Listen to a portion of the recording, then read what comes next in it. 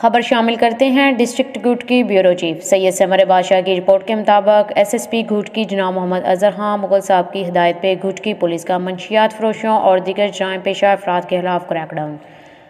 थाना सरहद की बेहतरीन कार्रवाई। थाना सरहद पुलिस ने दौरान गश्त खुफिया इतला पे कार्रवाई करते हुए लिंक रोड रमज़ान भारो नस एग्रीकल्चर फार्म सरहद से एक मुलजिम को 1250 ग्राम चर्स और नकद रकम समेत गिरफ्तार कर लिया। गिरफ्तार मुलजिम अनवरदीन वल्द गुलबैग अबासी खलोड़ो सकना गोठ बिलावल खां खलोड़ो तालुका सुबो दीरो जिला खैरपुर। पुलिस गिरफ्तार मुलजिम को थाना पे ले आई और इसके खिलाफ क्राइम नंबर 16/2022 दफ़ा 9C नार्कोटैक्स के तहत मुकदमा दर्ज कर दिया गया। रिपोर्ट कर रहे थे तर्जमान गुट की पुलिस ऑफिसर।